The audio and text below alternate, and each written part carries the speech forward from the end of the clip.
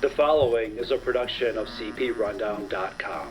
The views and opinions expressed by the hosts of this podcast are those of the individual and not of any affiliated companies.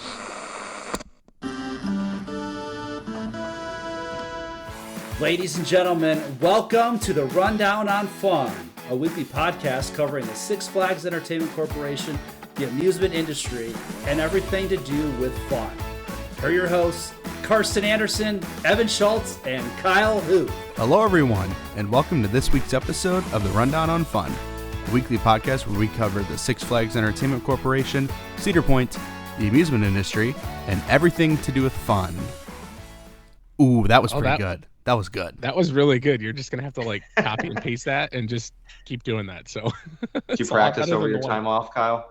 Yeah, right. Yeah. We've missed you, Kyle. We missed you. I know you were crazy at seas and hanging out with the Disney princesses and whatever else. And you don't have anything epic to talk about, though. I don't have anything epic to talk about. Maybe next week. I'm trying to see if I want to. I'm trying to see if I want to go to pass holder previews.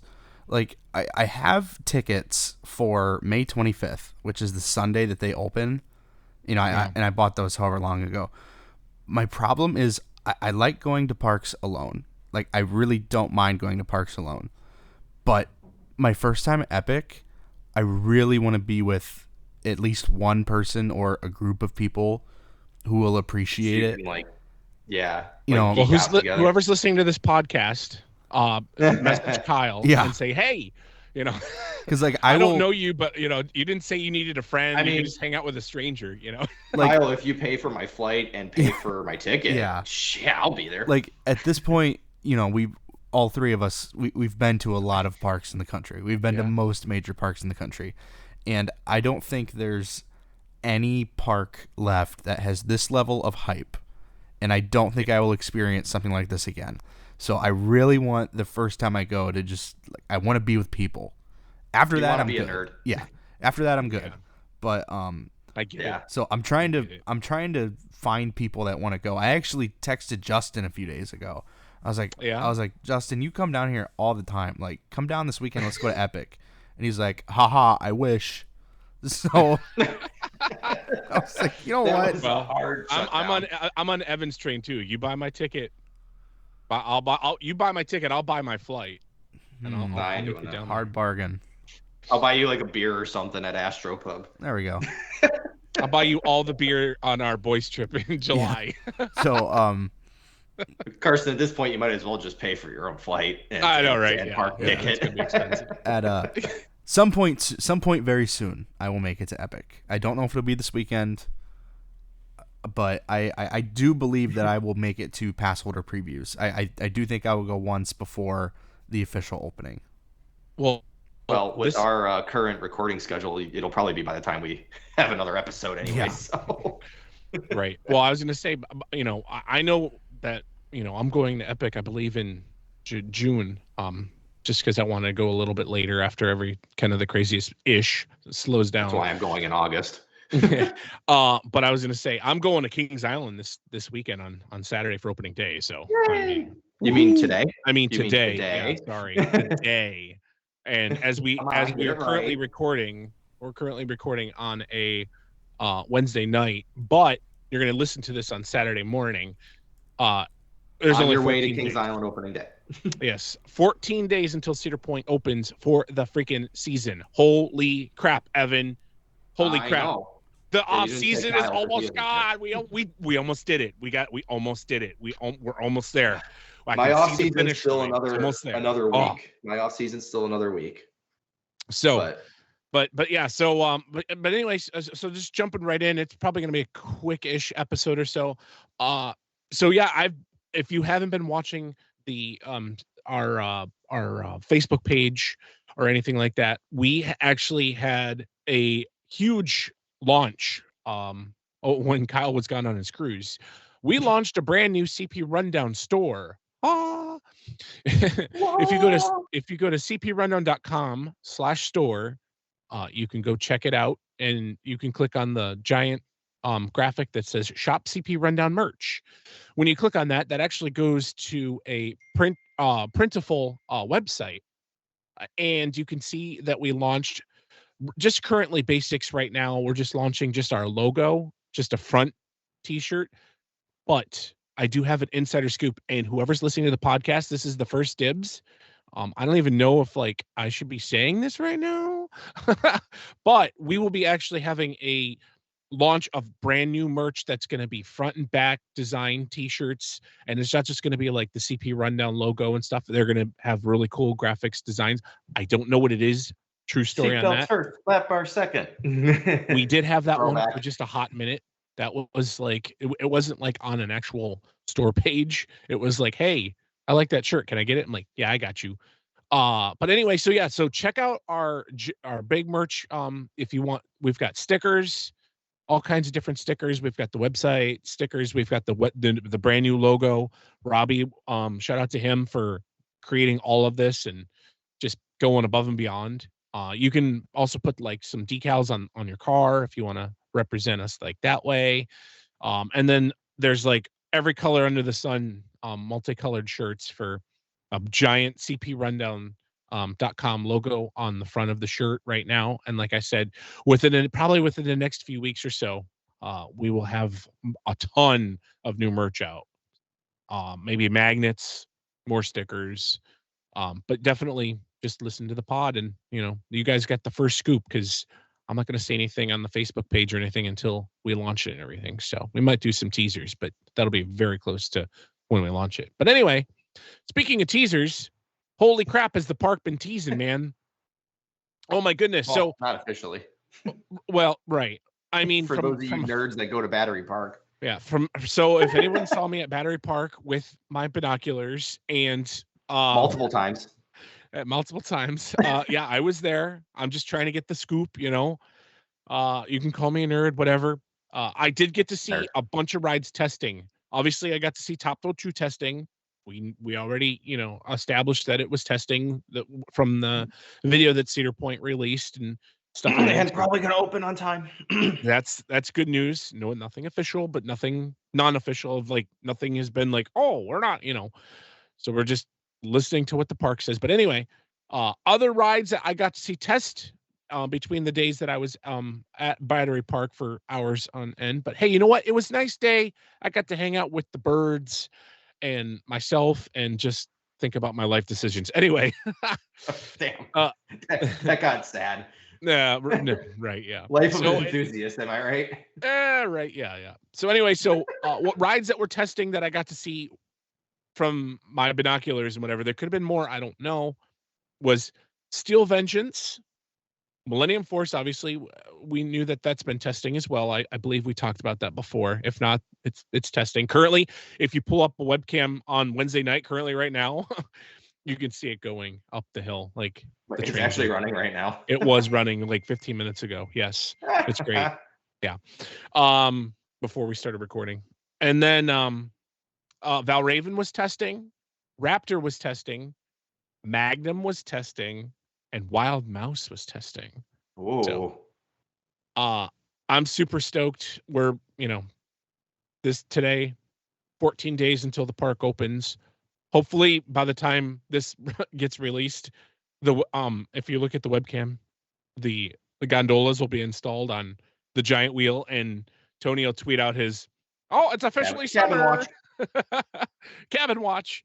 Because that's, that's kind of like what he posts whenever the cabins go back on and everything. So I don't know. I'm super excited. I'm gonna have obviously a trip report. I think we're gonna record next week as well, if not the following week, and talk about how Beast is gonna be open. I know there's a lot of rumors from some different podcasts that we're not going to mention that said that Beast probably wasn't going to open. And let's just say you always you can't always rely on internet rumors. You can't believe everything you see on the internet. That is correct. But yeah, so I'll be talking about that. I'll be talking about the new improvements, talking about the food. Evan, I know you like that, so on and so forth. Yep. But yeah, I think that's all I've got for that. I need a drink because my mouth is dry. So, Evan, you want to take the helm? Yeah, I can take over, because speaking of food, and I don't really know like what the exact menu is, because nobody's posted it. I guess I probably could have researched it. But anyways, I feel like I've been buttering Six Flags Over Georgia up like crazy lately, but for good reason, because they opened for the season like a month ago. A lot of the Cedar Fair styles have made it into the park. That's already been reported. But one of those things is they, not on opening day, but just this past weekend, they opened up their new barbecue joint. And the parallels to every Cedar Fair barbecue place that's ever opened is very uncanny, and people are raving about it. It's your typical, counter service. One meal plan gets you one entree and one side, and you got the brisket and the chicken and mac and cheese probably and all that good stuff. And anyways, there's more good stuff opening at Six Flags parks. Yeah. And I think, I don't know, as a pass holder, even though I don't spend money on food, I feel like I'm going to go to the park more often if the food is good. So I think that's a big win for a park like Six Flags Over Georgia, that it's probably underperforming or had been underperforming.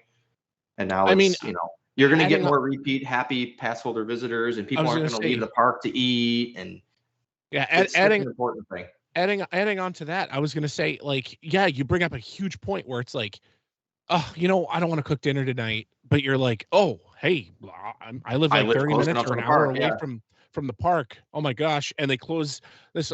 Obviously this would be like later in the season, but they'll be like, oh my gosh, they close at like 10 o'clock and it's, 4 o'clock right now. I can get there at 5 and go have a meal and then go ride some coasters rides. And then before 10 o'clock rolls around again, you can have the second meal kind of thing. So I say all the time, as far as Cedar Point goes, that even though I live an hour and a half away and have to drive through the hellscape that is downtown Cleveland and I-90 in Lakewood, it is more than worth it to me to get out of work at when I do, take my time, get up there at like 7, ride a ride, eat a meal, ride another ride, go home.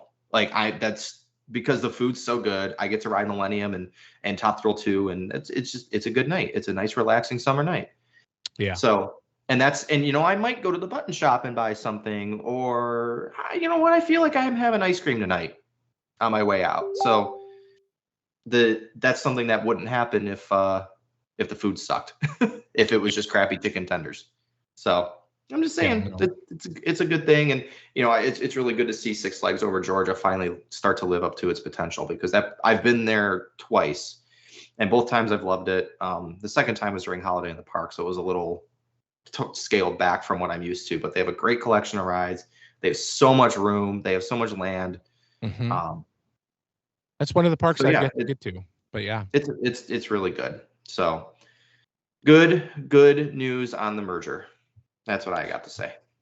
Well, speaking of good news, some news that just came out, I believe today, from Vekoma, which is our brand new manufacturer that's building Siren's Curse. They just announced that they are going to be having a giant, I would assume, like new office, and it'll also be like an official headquarters across the Americas. Vekoma is actually going to be opening up an office, or they already have, it looks like pictures already, in downtown Orlando, which is down the street from Kyle. So maybe Kyle can go get a job shining up coaster trains or something. And I was going to say he could just go buy a Vekoma.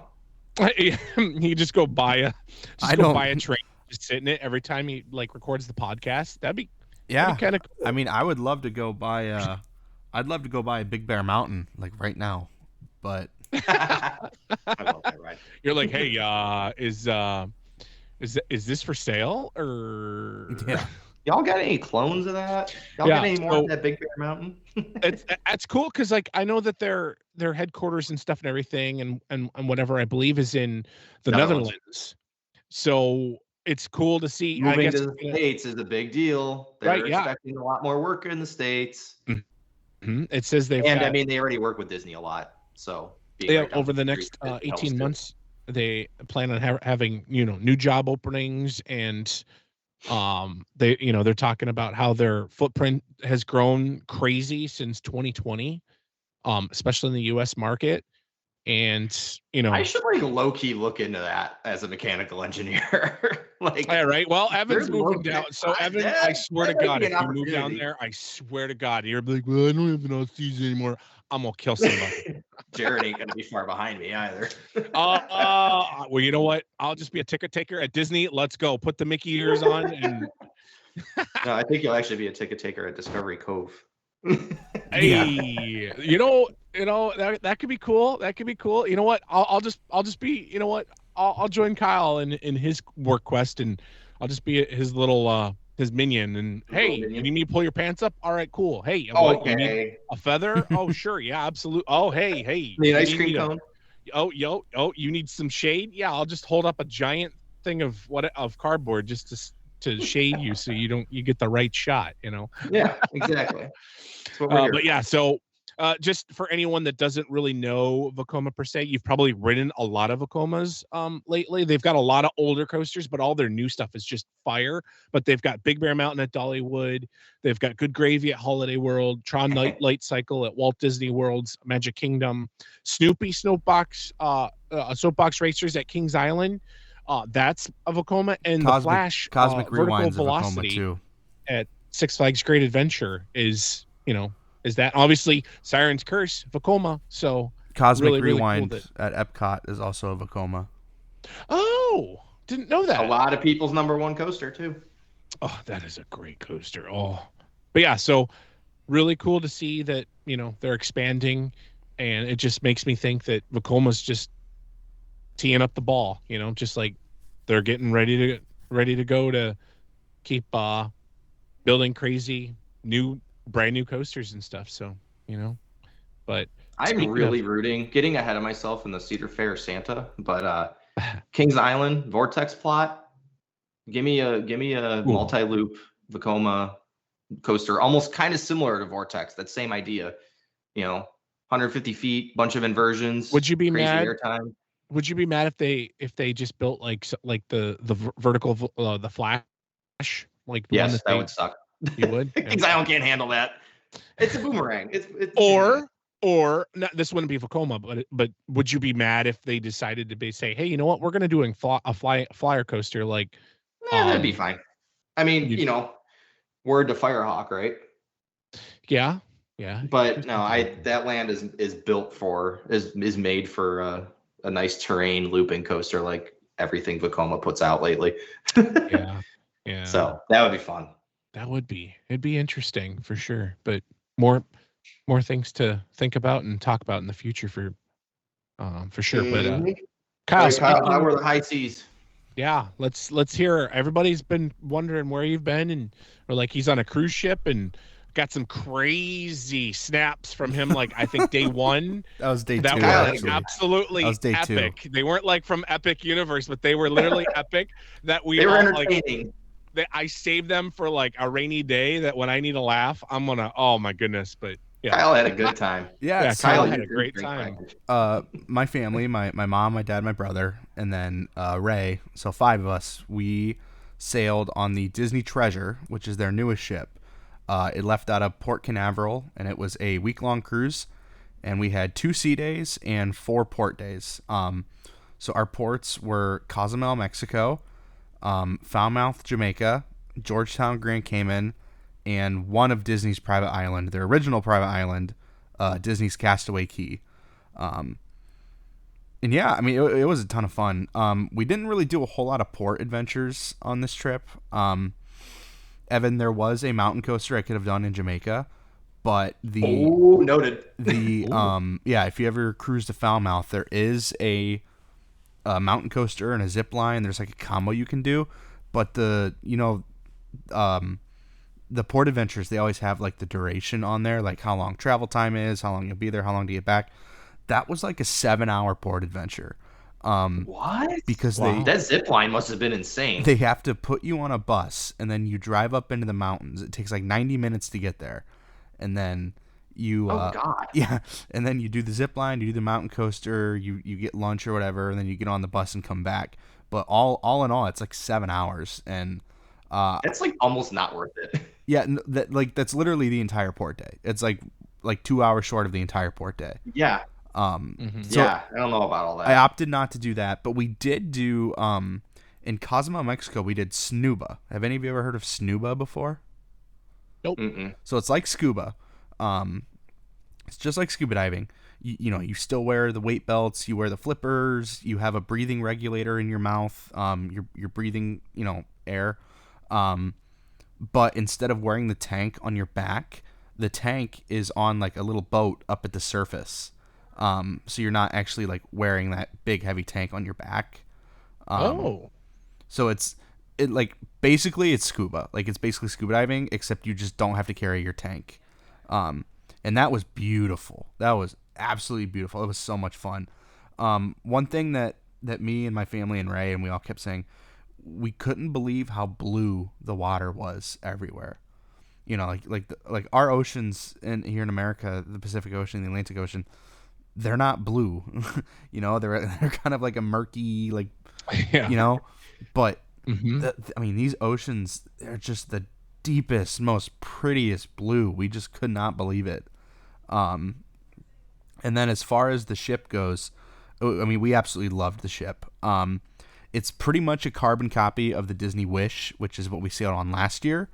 All the lounges are in the same spots. All the restaurants are in the same spots. Like, I mean, the layout is exactly the same. They're two identical ships. But what's different about them is all the theming. So, for instance, on the Disney Treasure, which is the ship we sailed on, our rotational dining every night was either 1923, which is themed like an old school, like Hollywood, swanky restaurant, or Worlds of Marvel, which is on the Disney Treasure, but which is on the Disney Wish. But World of Marvel on the Treasure, it has a different show component to it. So the menu's different and it has a different show component. And then Plaza de Coco, if any of you ever remember the movie from like 2016, 2017, Coco. Yeah. So all three of those restaurants were fabulous. Those are included in your cruise fare, so they're not extra charges.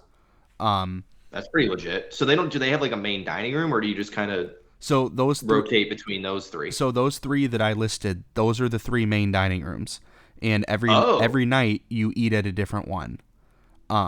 So for this voyage, we ate at 1923 twice, we ate at Worlds of Marvel twice, and we ate at Plaza de Coco 3 times.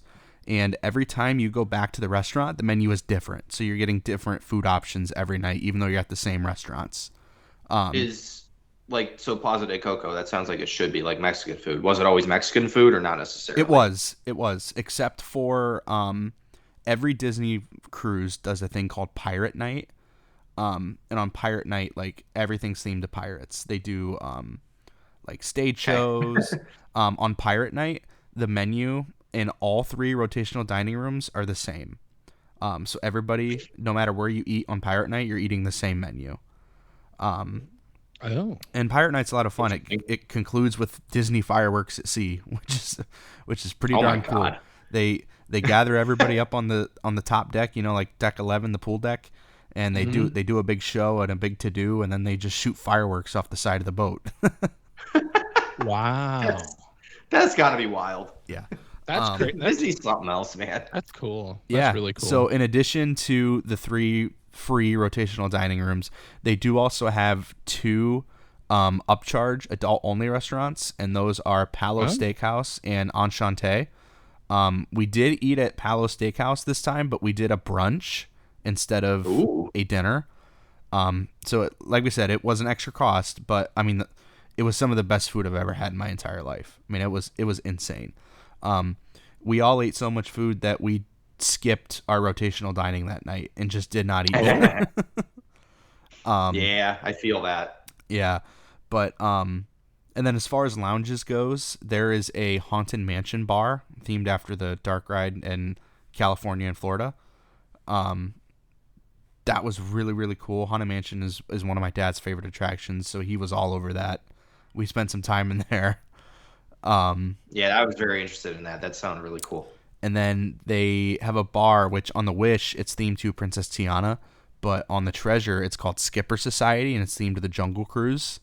So that's okay. pretty cool. I know you were all about that because I know you like Jungle Cruise and the tiki stuff and all that. That was my hangout. So my dad was hanging out at Haunted Mansion Parlor. I was hanging out at Skipper Society. There you go. And then I'm trying to think. Their big Walt Disney Theater. It's a big Broadway style theater that spans 4 decks. Every night there's a different show in there. It's not always a Broadway style show. They actually only have 2 Broadway shows. They have Beauty and the Beast and Disney: A Tale of Moana. See both of those. All the other nights, it's different acts. So like one night there was a comedian, one night there was a magician, there was a boy band. That's kind of how it was. So that was awesome. We did not go there every night. We saw the magician. She was really cool. And then we saw Beauty and the Beast, and we also saw Moana. But we didn't go like for the comedian or anything. I'm trying to think. On the boat, they actually have kind of like a mix between a water slide and a water coaster. It's not quite either of those two things. It's not quite a water slide, but it's also not quite a water coaster. It's kind of like a hybrid. It's called the Aqua Mouse. Okay. I think I've heard of that. Or am I thinking of the Aqua Duck? Aqua Dunk is, yeah, so the Disney's original 4 ships have the Aqua Dunk, and the 2 new ships have the Aqua Mouse. Uh-huh. So that was always a lot of fun. Is Aqua Mouse the one that I've seen where it's like, it almost has like a dark ride lift hill section with like screens and stuff? Yes. Yeah, okay. Yep. And then you just go down the water slide portion. Yep. After you get to the top, there's a little indoor section like in the dark, and then you do a few almost kind of like airtime hills, and then you get to like the enclosed water slide portion, loop around the deck a few times, and then you hit the splashdown pool, which is pretty much, I mean, the splashdown pool, imagine it like on Krakatoa, the aqua coaster at Volcano Bay. I cannot speak for Volcano Bay. Probably any of the water coasters at like Holiday World. I mean, you're in like a water coaster raft. That's why I said like it's not quite a slide, but it's also not quite a coaster. That's cool though. Yeah, I mean, we had a blast. We absolutely loved it. And then our day at Castaway Cay, the weather was just perfect. It was beautiful. Our cruise director the night before, he was like, ladies and gentlemen, I don't want to get ahead of myself, but we haven't exactly had pretty weather at CocoCay at all this year. But the forecast tomorrow just looks amazing. And it was in the 80s all day, not a cloud in the sky. Like exactly what you'd expect out of the Caribbean. Exactly. Which is what we got the first time we went to Castaway Cay. So I just assumed it was always like that. But apparently that's not the case. Yeah. When we went to Haiti, it ended up being a really nice day. But man, it started like crappy, like not raining, but just cloudy and windy. It was windy all day, but just like, it was like, this isn't the Caribbean. What the hell? And then, as the day went on, it got better, but I was a little disappointed at first. Not that they could control it. But. Yeah. We had beautiful weather the entire time. That's good. And then besides that, they do actually have a few movie theaters on board the ship too, that just play free movies. This crap on there. I don't understand. Yeah. So we went and we saw the new live action Snow White. We watched that one night. We watched the new Captain America Brave New World. We watched that one night. Because their ships, they run the same release schedule as movie theaters on land. So anything that's new from Disney, Marvel, Pixar, whatever, that will be playing on your ship when you. And you get to see it for free. Yeah, and you get to see it for free. Just. That's awesome. Walk in. They play movies like almost 24/7. So just walk in, catch a little bit, leave, do your thing. When we sailed on the Wish last year, we only did a 3-night cruise. And my biggest, not even complaint, because there was nothing to complain about, but my biggest wish was I wished that we would have I wish that we would have been able to spend more time on the ship, just because it is a gargantuan ship. I mean, it's the passenger capacity is 4,500 people. Wow. And that's a lot of people. Yeah. I mean, it's huge. So we really got to, kind of stretch out and relax and see all this ship had to offer. So that was great. And then the onboard activities, we did a lot of trivia. We did a lot of learn to draw Disney characters. A lot of that's cool. A lot of like game shows and just bingo. We did play bingo. I did not win. Oh, we did play. Where did I? Was there a big prize to win? Yeah, the grand winner was $50,000. Whoa! Yeah. Whoa! I thought $750 on our cruise was impressive. No, that's the big pot. That's the big pot, and then second prize is $10,000, and I think after that it's like $1,000. So only 3 people win per cruise. Jesus! Wow. But okay. How much are they charging for these cruises then? Or is it like $1,000 a bingo card? Jesus. No, the cheapest option to get in on bingo is $30. You got to spend at least $30. Okay. That's what ours was, I think, or like 25 or something. Yeah. I'm trying to remember. We got on the boat on Saturday the 5th, and then we got off on Saturday the 12th. And it was just it was perfect. We did feel the boat move a lot more than we did on our first cruise. Really? It didn't really make anybody sick, but when we sat down and looked at it, we're like, yeah, well, I guess we probably would feel the boat move a lot more because we're cruising a lot farther than we did. Last time we just went over to Nassau in the Bahamas, which is not very far from Florida at all. Yeah, right. But this time we sailed all the way down around Florida, past Key West, and then went into the Gulf, and then sailed over to Cozumel, which was the farthest point. And then after Cozumel, we started backtracking to Grand Cayman, then Jamaica, and then we sailed around Cuba and ended up back in the Bahamas to get to the private island. Yeah, we were on like the north side of Cuba, and that was usually like the worst of it. Yeah, there was. We didn't go into the Gulf at all. The day that we were at Cozumel, which was the day that we did the Snuba, Ray actually got a pretty bad sunburn. So she wasn't feeling the best. And at dinner, we were rocking real back and forth, and she's like, I don't feel sick, but I need to get up. I don't like this. Yeah, so she actually ended up going back to the room.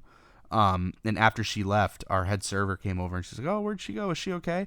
And we're like, "Yeah, it's just the motion of the boat's acting up with her a little bit."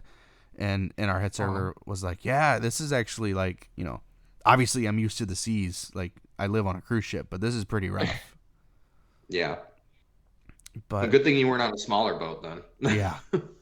I went to the spa one day, got a massage. That was fun. Ray, and that's all included, right? The spa is not included. The spa is an extra charge. Okay. And then Ray went and got a pedicure that same day on the salon on board. Okay. And then one of our sea days, we did what they call the rainforest room, which is pretty much the spa but with no treatments. So you walk into this big room and they have these heated like stone loungers that you can sit on. And like it's nice and warm and comfortable. They have saunas, steam rooms, ice rooms, hot tubs, everything like that. So that was pretty cool. We tried some of the food up on the pool deck. So up on the pool deck, they have like 6 quick service restaurants that just give you free food. The beauty of cruising. Yeah. So we did eat there a couple of times. The restaurant that we got breakfast in every morning, Marceline Market, the buffet, it was phenomenal. Yeah, no complaints except that I gained like 5 pounds while we were gone. Oh, dang. Okay. Nice. So one question, and this has always been like my worry with a Disney cruise. Is there too many kids around? Like, is it like too intense with the kids? No, not at all. You will not see kids unless you want to see kids. The littlest children, they go to the nursery, if their parents want to send them to the nursery, and then like the younger children, they go to what's called the Oceaneers Club, where it's just like the kids, they don't want to be out in like the lounges and the bars and the restaurants. Yeah, they want to be having fun somehow. So Disney does an amazing job of making sure that no matter your age and no matter your interests, there is something for everybody.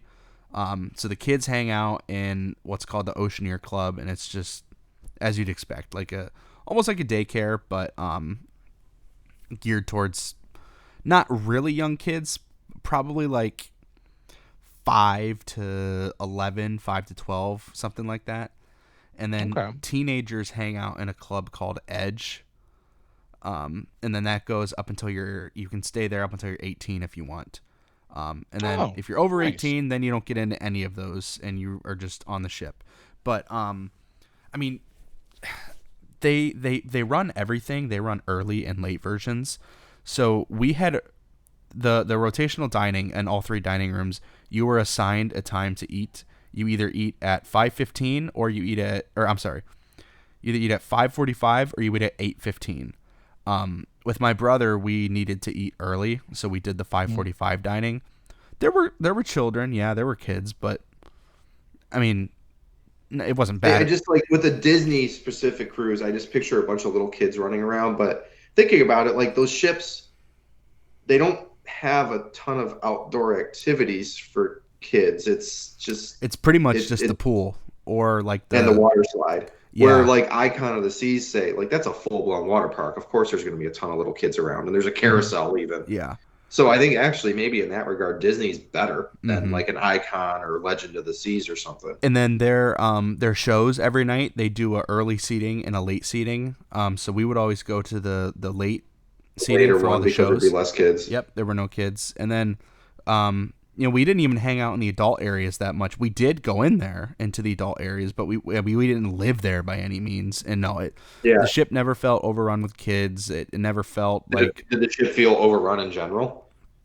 Only 2 times. After the muster drill, of course, because everybody is out on the deck.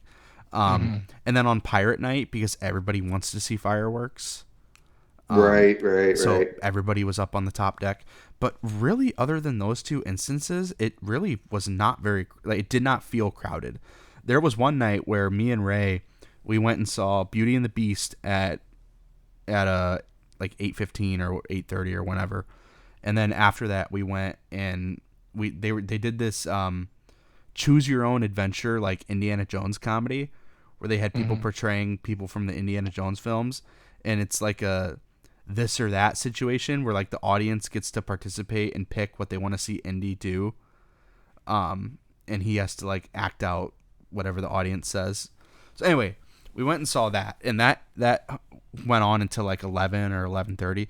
We were walking back to our stateroom, and there was nobody in the Grand Atrium. Literally nobody. Like we were by ourselves in the Grand Atrium, like the central hub of the ship. Yes, like nobody there.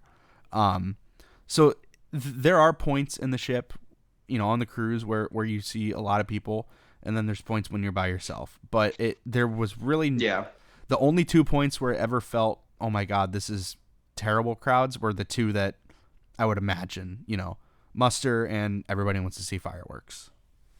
Yeah, that's good. That makes me a little more inclined to look into a Disney cruise. So another thing they do is when you're on a Disney cruise and you open up the app, they call their app the Navigator. When you open up the Navigator, there's a big thing that says, hey, if you put down a $250 deposit while you're on the boat for a future cruise, we'll give you 10% off. And you don't actually have to book the cruise. You just put the money down, and then when you decide what itinerary, what ship you want to sail on, then you call, and then they actually book you on it, and you save 10%. But what I'm getting at with this is they're older ships, so the Magic, the Fantasy, the Dream, and the Wonder are really not that much more expensive than a Royal Caribbean ship. Like me and Ray. Yeah, I mean, go ahead. In general, like Royal Caribbean, if you go on one of their smaller ships, it's not like cruising in and of itself is not that expensive. It's when you start doing the excursions, and for us northern folk, we have to fly there. That's where it gets expensive and annoying. But me and Ray, we were sitting down one night trying to decide if we wanted to because we want to do a cruise around Christmas time. Like not necessarily on Christmas, but just in that general window. And we're like, well, this placeholder deal is a pretty good deal. We put down $250. we get 2 years to use it, and if we don't use it, it's fully refundable.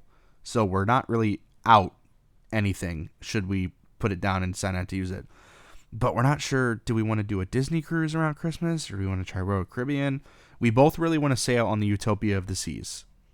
Mm-hmm. We actually passed the Utopia of the Seas one night, like literally close enough that I could stand out on my balcony and I was waving at people on the deck, like that close. Wow. We were going in different directions.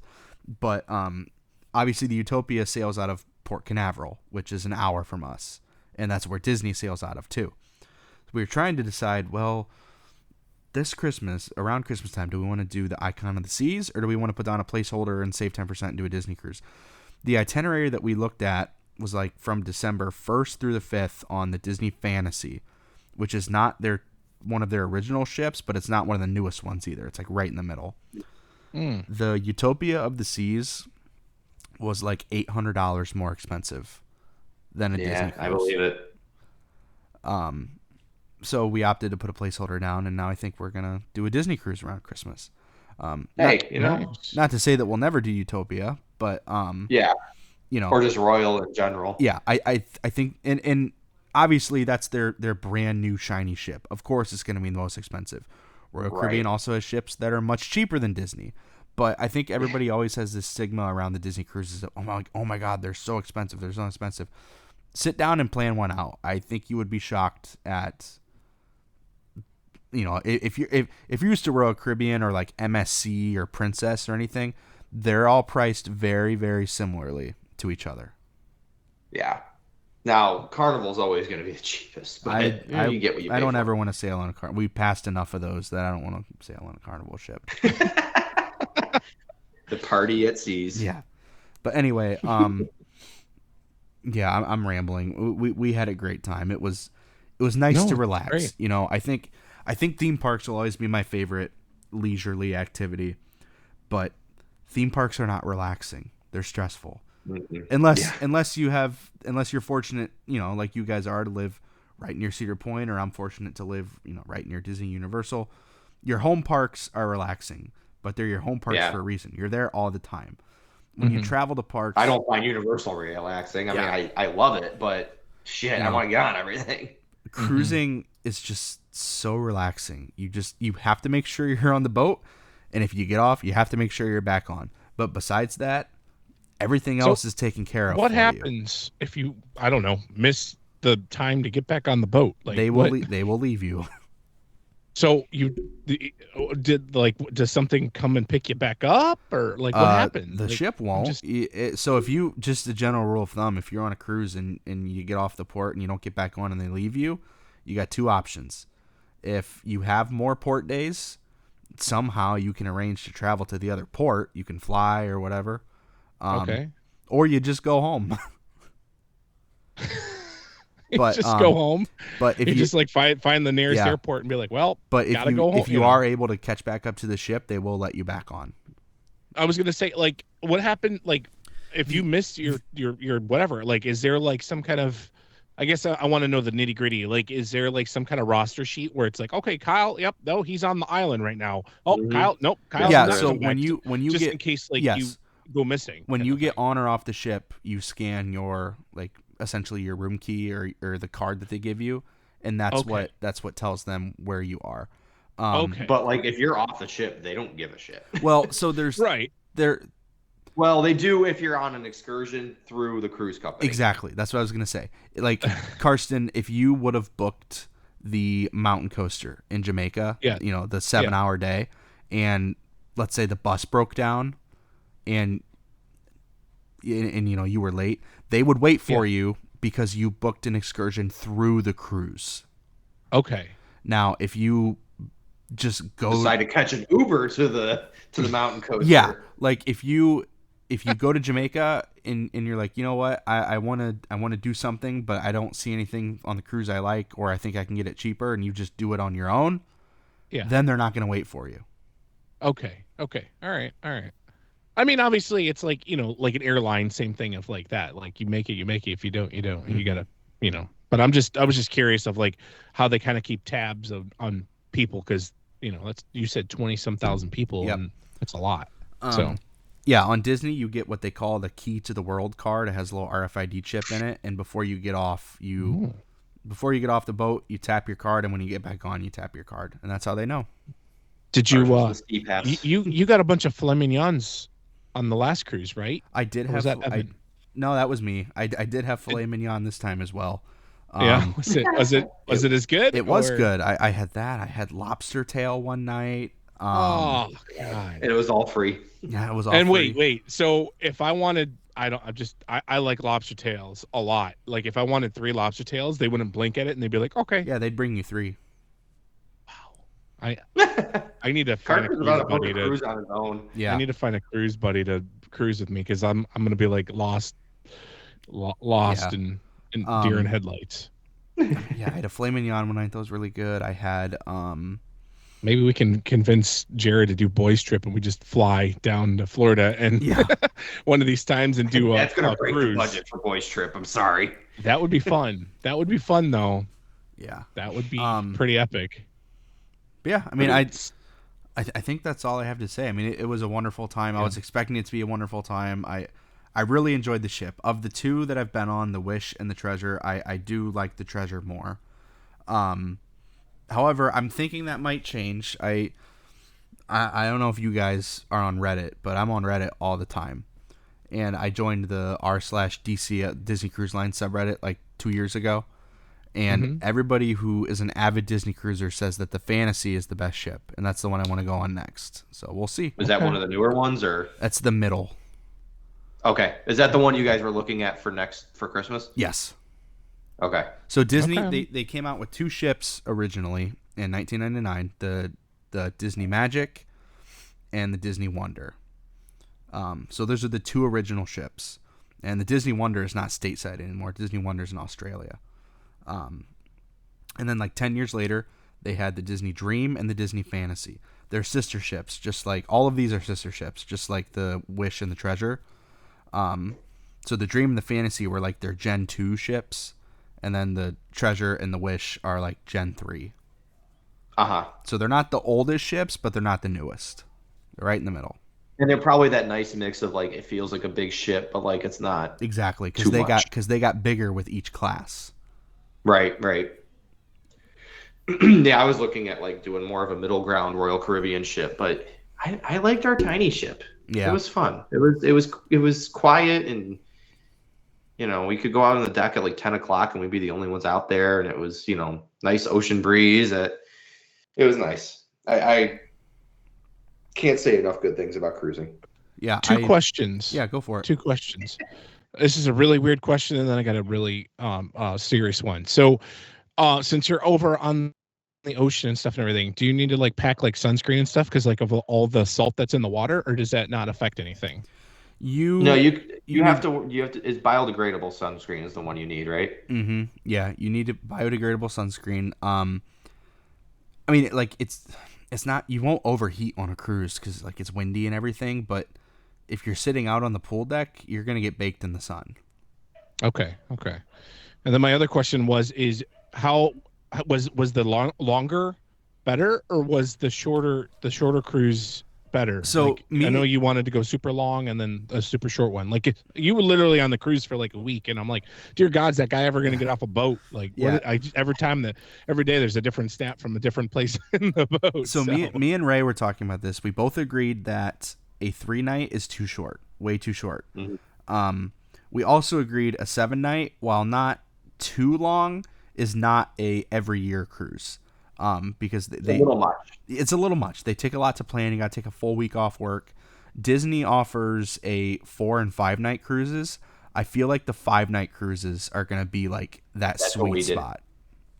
5 felt perfect. Yeah, and like that's maybe what I would have wanted like one more night, but like 5 was good. Now, granted, I was on a smaller ship, but I remember saying like, this ship is great, but if I were on here much longer, I feel like I'd be very bored. Yeah, well, so when we went on the Wish for 3 nights, we didn't see everything.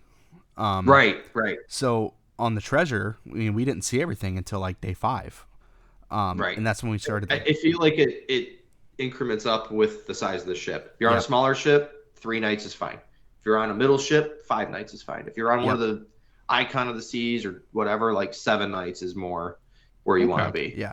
And Disney runs 5-night on. So the one that we're looking at, it's like I said, it's on the Disney Fantasy.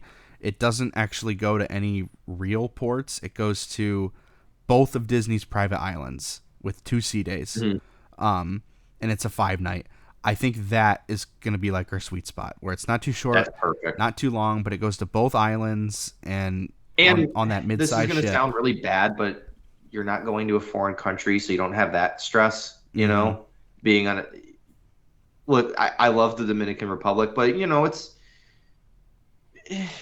not the least stressful thing in the world, just being in an unfamiliar area. Granted, you know, you have a tour guide or whatever, but private island, you don't have to worry about it. I will say, when we went on the Wish, our port was Nassau. We hated Nassau, like to the point where I've heard a lot of people say that. To the point where if a lot of Disney ships stop at Nassau, next time I'm on a ship that goes to Nassau, I'm not getting off the ship. I'm just gonna stay on. I've heard a lot of people say that. Cozumel, Falmouth, and Georgetown, loved all 3 ports. All 3 ports were great. All 3 ports were safe. They were clean. Nassau, I mean, they dumped you in the middle of a city. You know, I feel like it's very just tourist trappy. Yes. Like and buy my quote unquote handmade gifts. Yep. The 3 I will not leave you alone about it. Exactly. That was Nassau. The 3 ports that we stopped at on the Treasure were not like that at all. Yeah. That's how, even though Haiti was a private island, they let local vendors in. If you don't want to be hassled, don't go to that part of the island because it's not threatening, but it's sensory overload. Yeah. Like, get me away from here. I just want to go ride the roller coaster, please. I haven't been to Disney's new island, but their original island, Castaway Cay, is a private island. Like, it's actually an island. Yes. Kind of like Royal's actual private island. Yeah. There's only 150 people that live on the island, and they're all people that work for Disney. Right. Yeah, our Royal's original private island, Labadee, Haiti, it's a private island that isn't an island. It's a private peninsula. A really fun, Disney's is a full-blown island. A really fun fact about Castaway Cay that I love, I think it's great. Even though they have 5 ships and there's ships that are there every day, they don't actually have like food employees and, custodial employees and everything that live there. It's the people on the boat. So it's really funny. Like, you pull up to the boat and all the employees get off, and whatever job you do on the ship, that's what job you do on the island. So, like, people that work in foods, they go serve food on the island. The custodials, they go and they clean the island. Man, I'll say the workers that work on cruise lines, they are some of the hospitality is off the charts. They're the hardest working. They are really outstanding what they do. Yeah, at least on Royal, and I assume Disney. Yeah, everything I said last year about how accommodating they were to my brother, and it was great.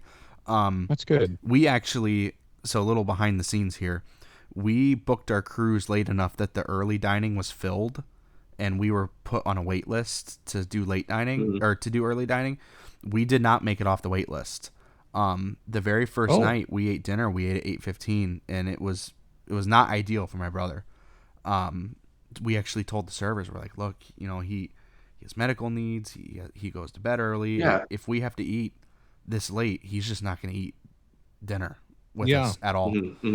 And our head server, I don't know how he did it, but he made it happen. And he actually came to my Ray and myself stayed in separate staterooms from my parents. My parents told them, this whole story at dinner. We get done with dinner. We go back to the cabin. We're getting ready for bed. There's a knock on the door. It was our head server. He's like, hey, I just wanted to let you guys know that, like, I personally, I made this happen. Like, you guys are going to be eating early for the rest of the cruise. Like, that level of guest service. I mean, they go above and beyond. Mm-hmm. That's awesome. It's a figure. It's cliche for a Royal Caribbean ship, but they literally treat you like royalty. Yeah. Like, they bend over backwards for the stupidest of things for you. Not that your brother was a stupid thing, but like, yeah, I know.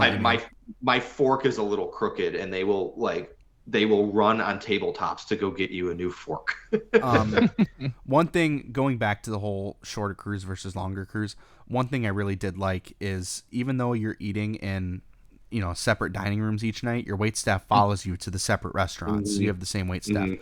That's cool. On the Wish, it was so short that we didn't really get to know our service team. On the Treasure, it was long enough that we got to know them. They knew us, they knew what we liked, we knew them. Fun little story. Start cracking jokes and all that. Yeah. Fun little story. My mom, for dessert, she always orders Mickey bars. Even though Mickey bars, like the ice cream bars, even though they're not on the menu, they'll bring you one if you ask for dinner, like for dessert. And our one of our head waiters, his name was Wilfred. He was from South Africa.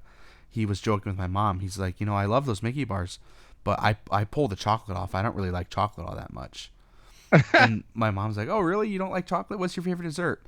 And he's like, it's going to sound weird, but I love carrot cake. That's my favorite dessert is carrot cake. My mom has a really, really good carrot cake recipe that she's been working on like her entire life. And on the last night on the boat, she wrote down her recipe and gave it to him. And he almost cried. He was so happy. Oh, that's awesome. See, that's like, yeah, they're special people that work on those cruise ships. Like they care about they switch every week or 5 days or whatever, but man, they really, I guess it's, they're working for tips, but good Lord, it's insane. There's not enough good things to say about cruising. Yeah. My other little, oh, this is so fun is on Disney ships, your stateroom attendant, every night they will make a different animal, like out of like origami animal out of your bed blankets. So every night we'd come, when you go to dinner, they get your cabin ready for you to sleep in. You're like, they come in, they change the sheets, they make your bed, they clean up and everything. So every night when we were coming from dinner, we're like, oh, I wonder what our animal is going to be tonight. Like one night it was an octopus. One night it was Wall-E, like from the movie Wall-E. Oh, nice. One night it was a duck. One night it was a swan watching TV. Like it was that's just little touches like that. It's just yeah. Especially like for little kids, that's got to be like the coolest thing in the world. And they always leave out chocolate for you, Carson. Little chocolate bars. Hey, I'm a chocolate fan, so I'm a free food fan. I think I've talked your ears off long enough about this cruise. A lot longer than the episode that we thought, but no, I love it. Yeah. It's gonna be I'm counting down the days until I can get back on a cruise ship. I'll say that. Yeah. Okay. Well, Evan and I are counting down the days we can go to Cedar Point's opening day, but counting down the days like a damn roller coaster, but this should show how out of the loop I am on everything. I didn't know Kings Island opened this weekend, and when you said that, I was like, I'm not doing anything this weekend. I wonder if I can go to Kings Island. I started looking at flights. You don't live in Ohio anymore, Kyle. Don't tease me. I'm possibly gonna join up with David and Haley that you missed when we had them on and stuff and everything. Yeah. So I also would like to go to Six Flags Over Georgia sometime soon because Evan's been raving about it. I can make it there in like 5 hours, but that's not this weekend thing. It's gonna be nice. It'll be nice. Still rough around the edges, but it's going the right direction. Evan, do you know, like, I'm not going this weekend, but like if I were to decide if I wanted to go this weekend, are all of their rides open yet, or is it too early in the season? So. No, I think they're ready to roll. Okay. Yeah. Good to know. Yeah. I take that back. Blue Hawk, the Vekoma multi-looper, I don't think is open yet because they're like kind of re-theming and renovating it. I just know some of those parks that open really early, like Busch Gardens Williamsburg, for instance. They're almost still in Holiday in the Park mode. Yes. Yeah. No, I think Over Georgia's pretty much ready to go. Good to know. I mean, you're not going to get on their log flume, but well, yeah. I was going to say really quick before we end this. It is currently 9:20 on Wednesday night. Night still hasn't changed, and I'm currently watching Cedar Point's webcam, and Millennium Force is continuing to test, which is really cool and fun to watch. So just thought I'd throw that out there to everybody that that's cool. is listening. So, yeah. Right. Alrighty. Well, I think that's going to wrap it up for us. Maybe next week I'll have some epic news to talk about. I don't know. We'll see. That's all I got. I won't have anything to talk about next week, but I will be jealous of all you going to Kings Island. Yeah, that's what I got. And make sure that you share this podcast with all of your friends, and make sure you rate us. And I will be talking about Kings Island next week because that's when I'm going. So thanks for listening, guys. All right. That's going to do it from us. Take it away, Justin. Thanks for tuning in to the Rundown on Fun. Don't forget to follow us on social media for all the latest updates from Six Flags Entertainment. And remember, always be kind to your ride operators. See you soon.